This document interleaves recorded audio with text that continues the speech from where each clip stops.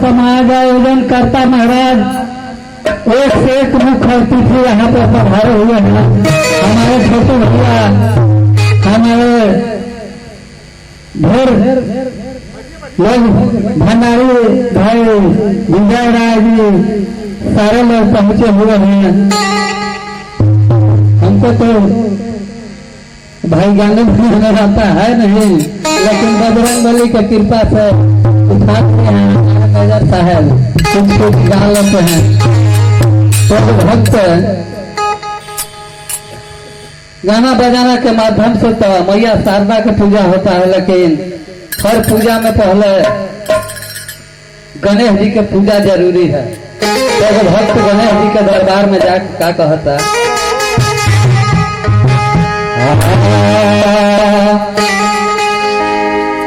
जय गणेश मंगल करने विघ्न हरो गणराज,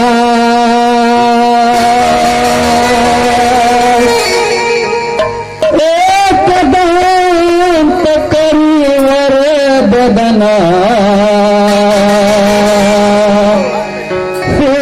करो नमस्कार। गणेश जी के दरबार में जाके भक्त गणेश जी से कहता था,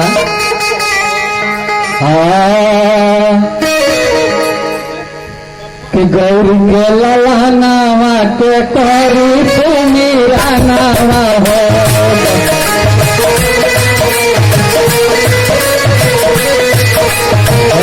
गौरी के ललनावा के करी सुमीरा नावा हो।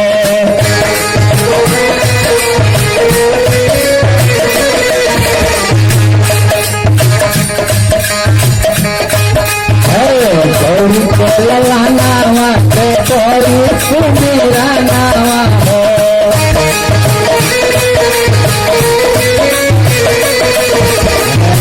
सुमिरन होगी ना कहाई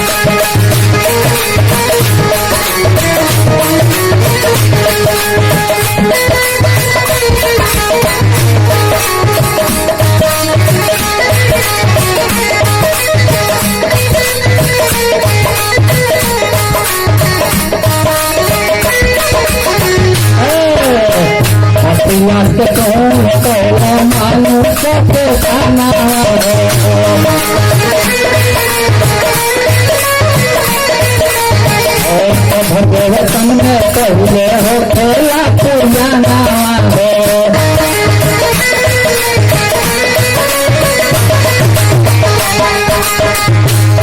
भगवतन में पहले हो खेला पुराना हो।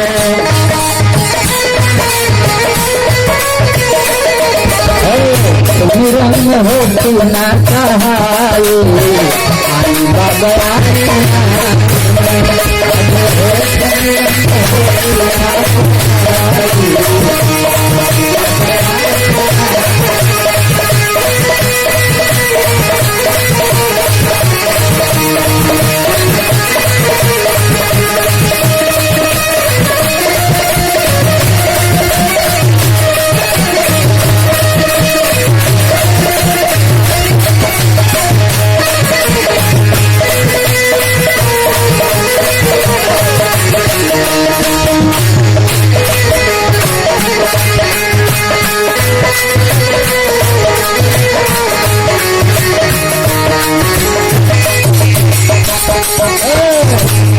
कभी हो तोड़ियन के तारा हो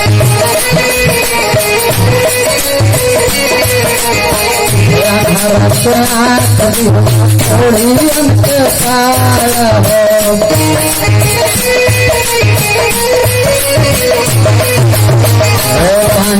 पुत्र निर्धन के माया हो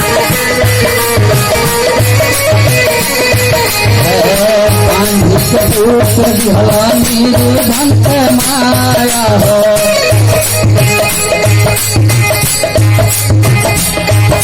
आज सांझ के मंगलवार पानी बाबा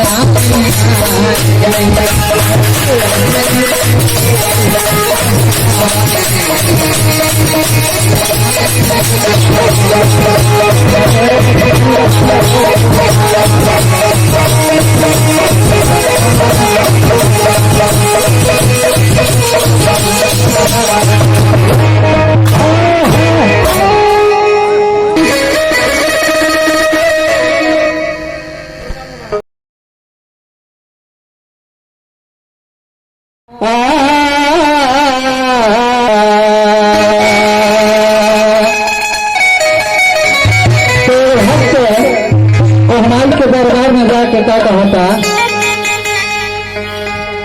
कि अरे आइल बानी रौरी दुअरिया मैया फेर नजरिया मैया फेर नजरिया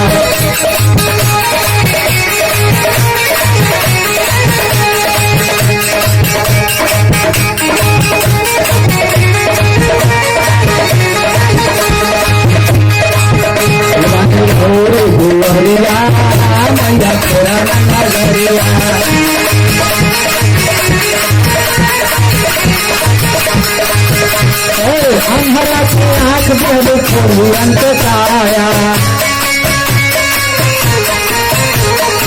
अंधरा की आँख बड़े छोड़ियन के साया मांझी के पुत्र जुड़े निर्धन के माया मांझी के पुत्र जुड़े निर्धन के हर माया चलेला डगरिया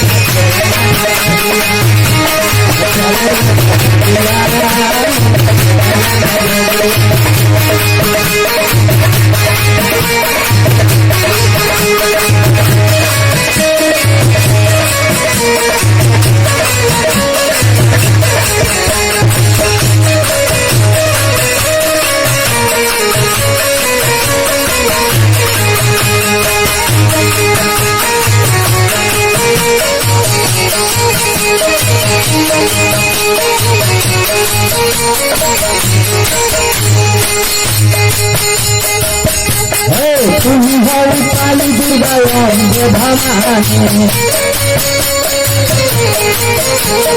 तुम हरि काली दुर्गा अम्बे भवानी ऐसे बड़ा पुराण मैया तो हक बखानी ऐसे बड़ा पुराण मैया तो हक बखानी भैया बैठल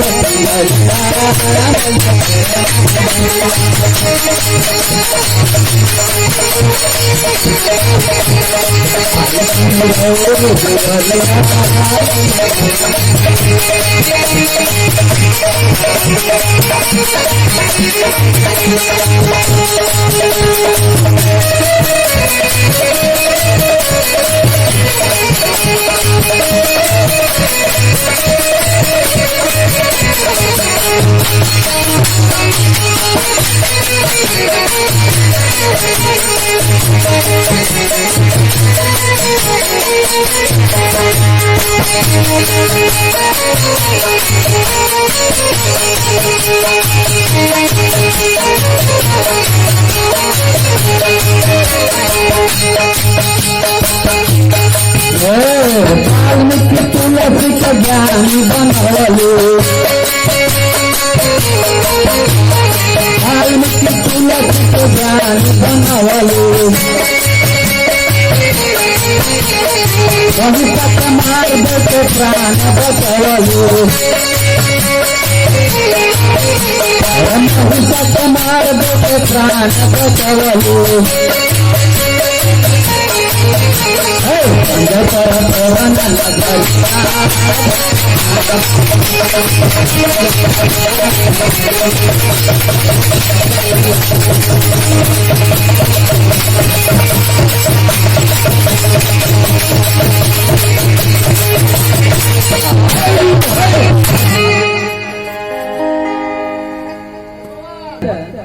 बजरंग बली के दरबार में जाके बजरंग बली से क्या कहता,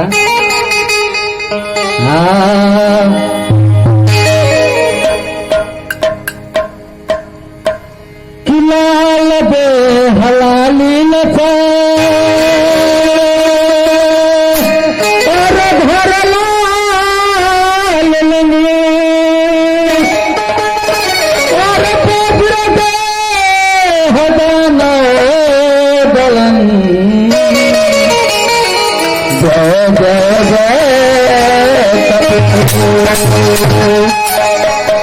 भक्त जाके बजरंग बली के दरबार में कहता कि रही कलाल हई और रही सबसे महान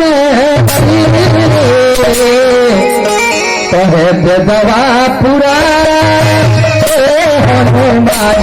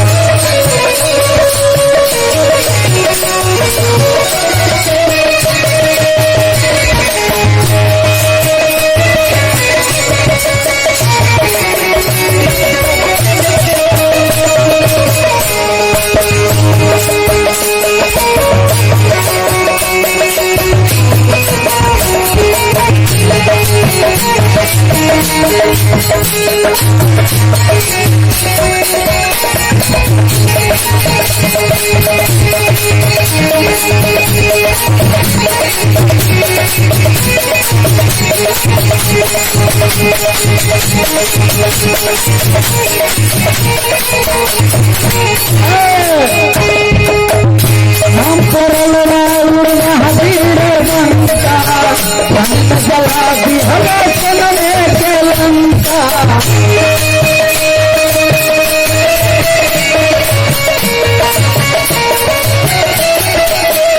नाम परल राउर महावीर बनता संग जला दिहल चलने के लंका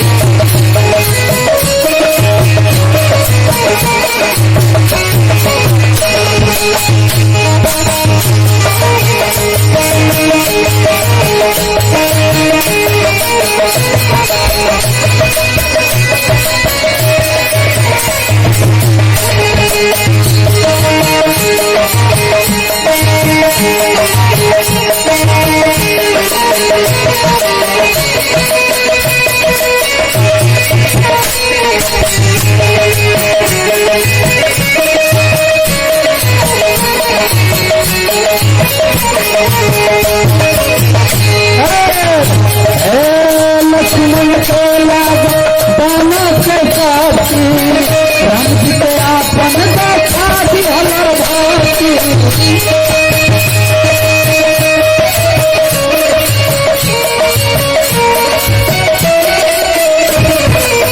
लक्ष्मण को लागल दाना के साथी राम जी के आपन देखा दिहल भाती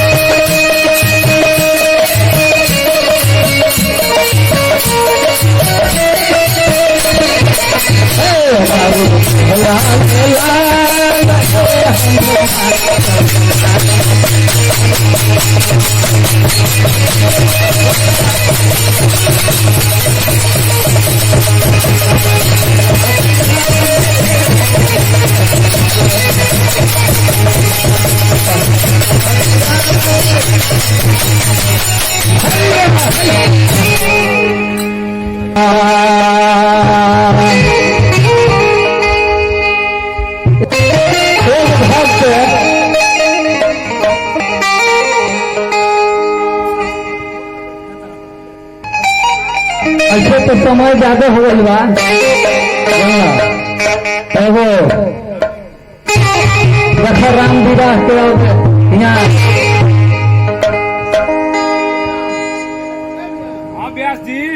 तो राम जी के विवाह है एक समय के रात बा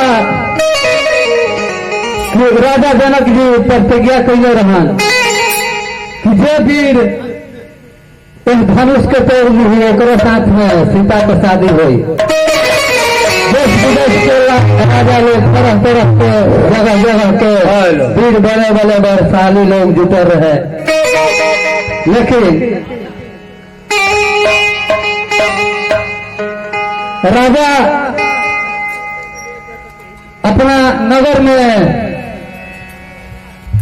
विश्वामित्र राम लक्ष्मण के लेके और जनकपुर में पहुंचल बहन तो कैसे तुलसीदास रामायण में लिखल बानी भाई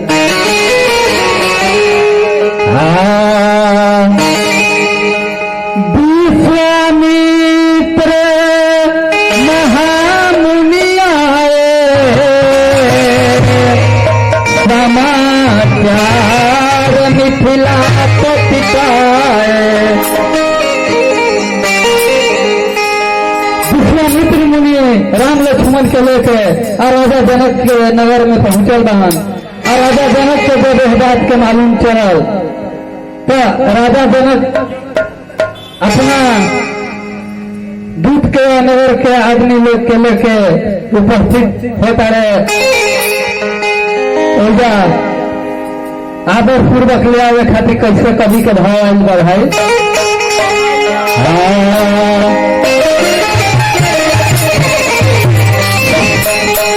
जात विश्वामित्र मुनि के, जात विश्वामित्र मुनि के हरा होर भइल बा। जात विश्वामित्र मुनि के हरा होर भइल बा। राम अइले जनकपुर में तोर भइल बा।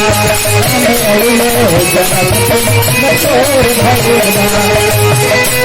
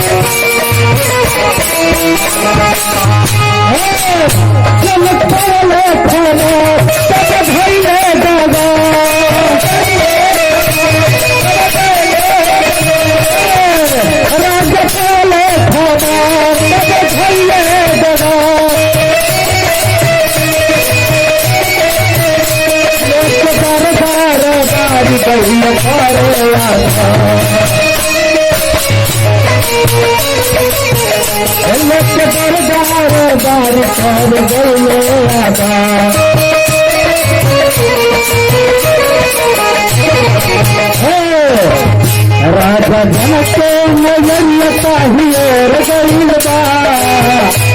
राजा जनक नजरिया ताहियर गइल बा। राम अइले जनकपुर में तोर भइल बा। राम अइले जनकपुर में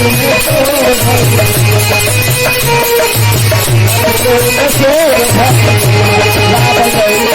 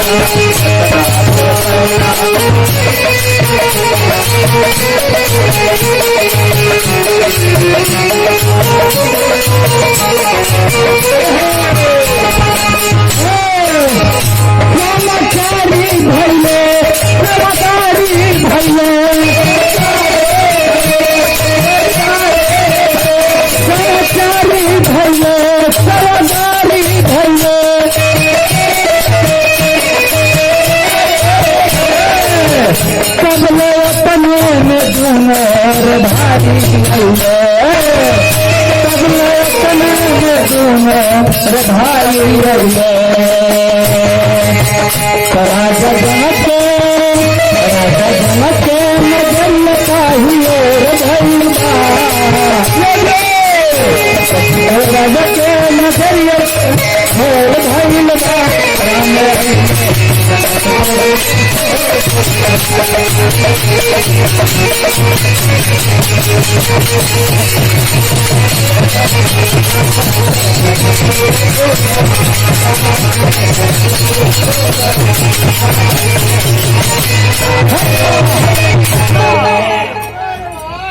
लक्ष्मण के दोनों भाई के देख के राजा के मन में एगो बाबा, राजा के मन में एगो सवाल पैदा हो गई। तब राजा पूछे लगन विश्वामित्र से कि हे मुनि जी, हमारा ये पहले बताएं कि दोनों लड़कन के देख के हमारा बड़ी शंका बा कि कौनो छतरी के लड़का है कि कौनो ऋषि मुनि के लड़का है। जाओ बाबू है कवि के भाव कैसे बलराम भाई। हाँ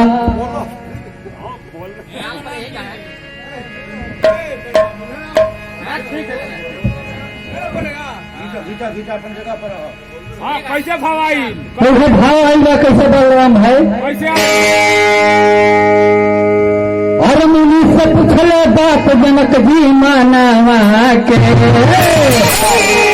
और मुनि से पूछले बात जनक जी मानावा के। राजा कहीं का बात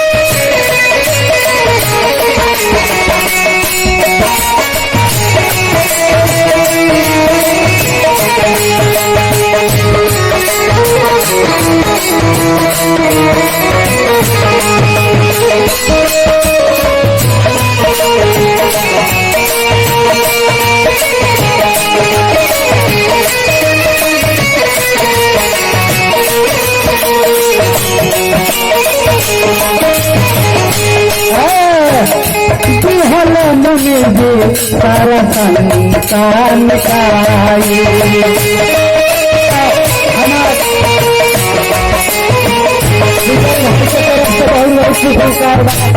भगवान बजरंग बले उनका झोली भरा हमारा गरीब को ध्यान दो।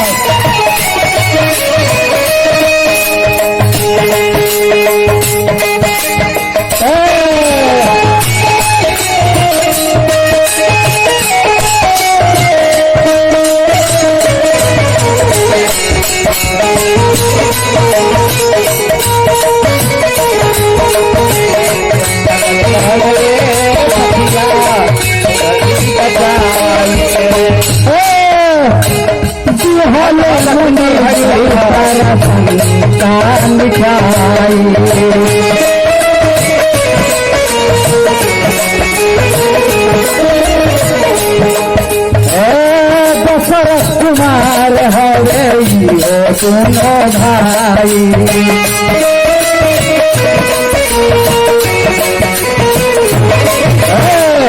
दशरथ कुमार हरे दोनों भाई।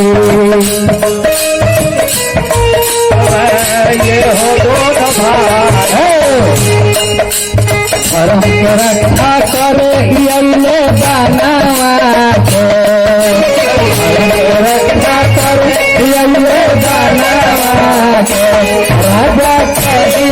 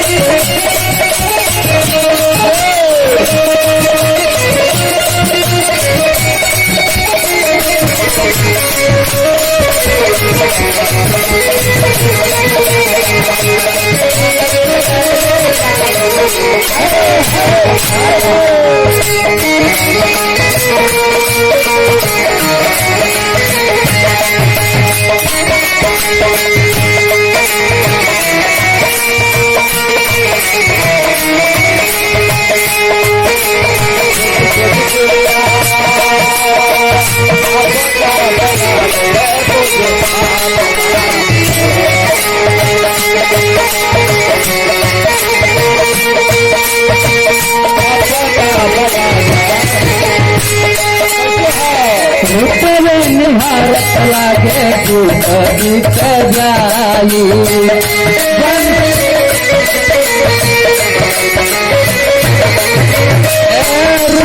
निहारत लागे गीत जाई।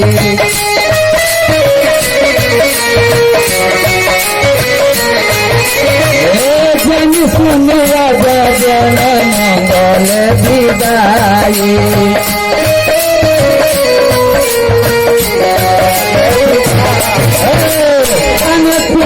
राजा जल मंगल विदाई।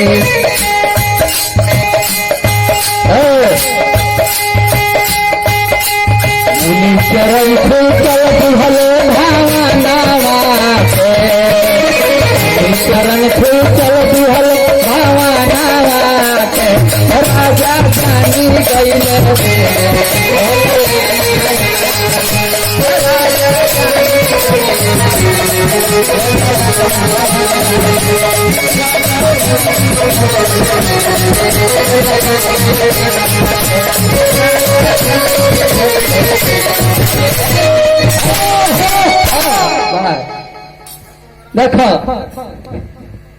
अगर तुलसीदास जी रामायण में लिखनी है, जब राजा जनक जी विश्वामित्र जी से पूछ के चल देनी हाँ अपना नगर में घर महल में, और वो बाबा के आश्रम बगीचा में जंगल में फुलवारी में मिल गई बा, तो कभी के भाव का आ गई बा, कभी का कहा था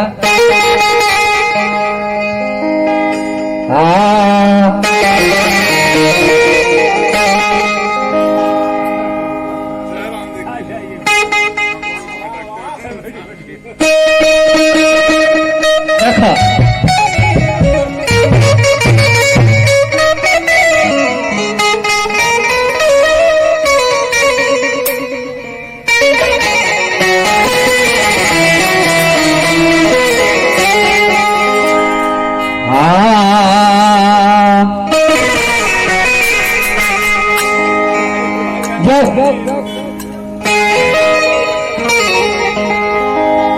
दोनों भाई जब पहुंचल बान,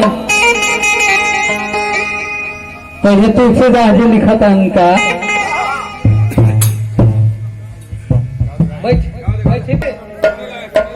नाथ लखन पुर देखन चाहिए प्रभु संकोच और प्रगटन कही।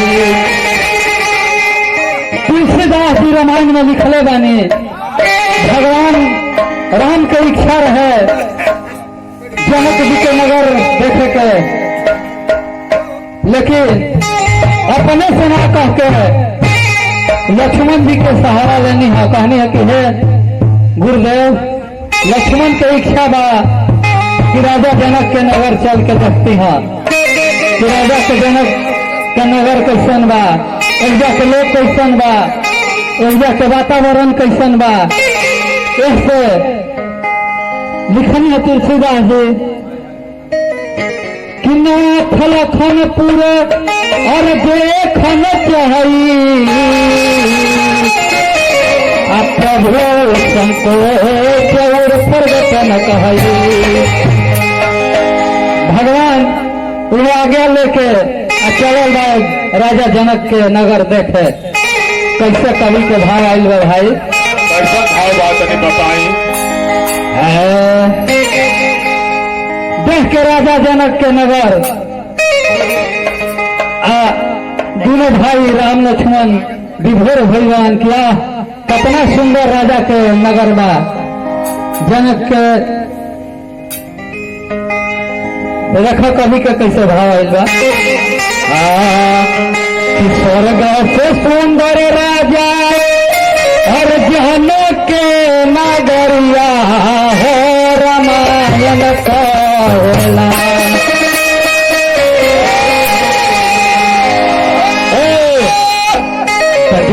स्वर्ग से सुंदर राजा जनक के नगरिया हो रामायण कहला।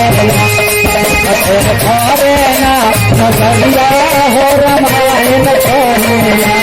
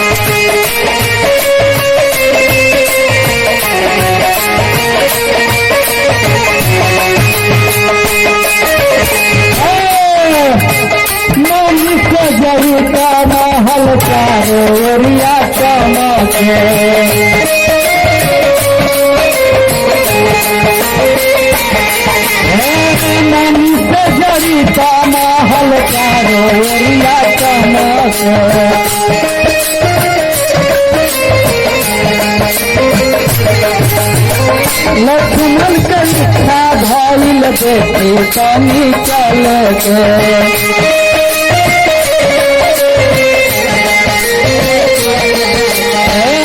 लक्ष्मण के इच्छा भइल देखी तनी चल के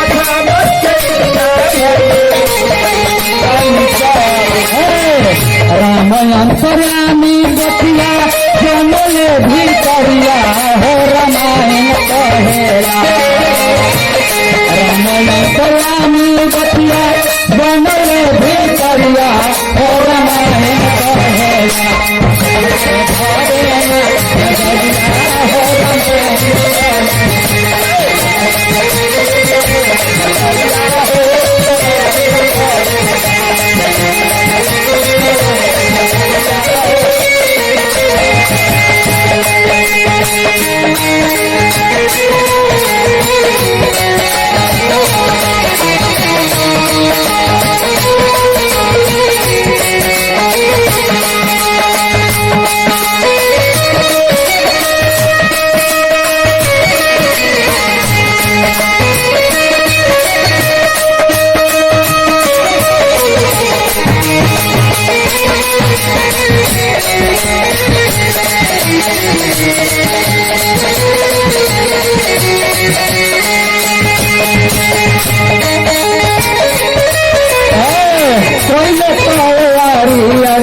गुरुवर के पास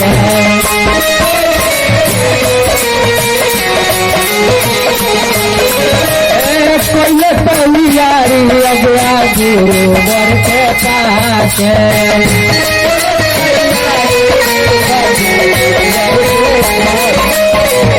कामदेव रूप देखते भाती है लजा के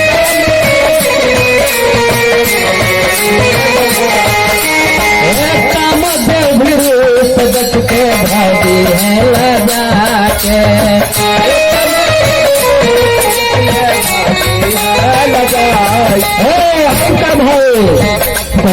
के घोरैले गाँव घर के नरा नरिया और रामायण कहे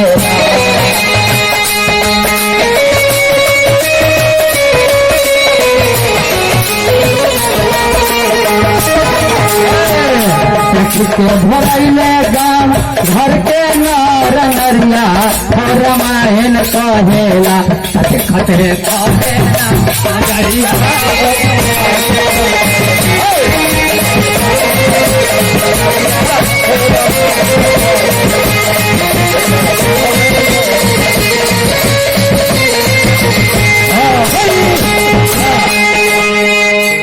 सारा नगर के तीनों भाई राम लक्ष्मण घूम के अले हा नगर के लोग देख के विभोर हो गए।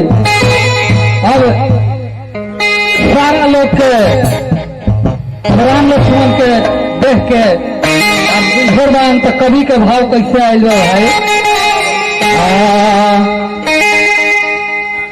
राम के रूपा पल्लू भाईल बा जनकपुर नगर